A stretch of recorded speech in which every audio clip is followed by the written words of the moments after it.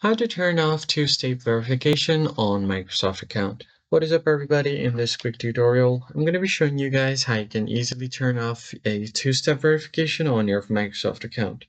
But before we get started, don't forget to leave a like down below and subscribe to our channel. On that note, let us jump right into the video. The very first thing you're going to do is open up your web browser and simply search for Microsoft.com.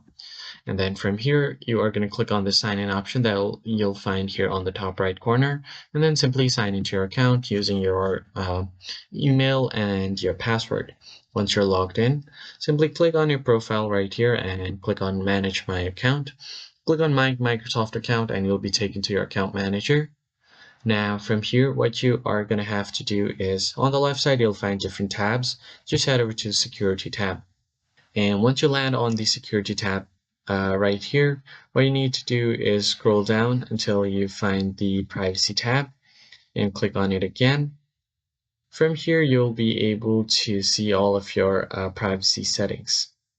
And after doing that, what you can do is head over back to your account option here and then click on change password. So head over to the security settings, and from here you have an option to change your password.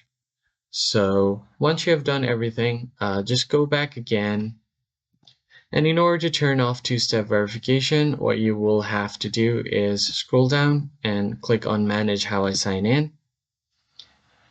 And you'll be taken to another page. As you can see here, I have my two-step verification turned on. So in order to turn it off, scroll down a bit, and under Additional Security, you'll find two-step verification.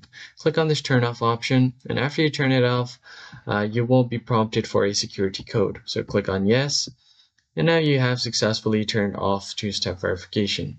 I hope you found this tutorial helpful. I'll see you guys on the next video. Thanks for watching.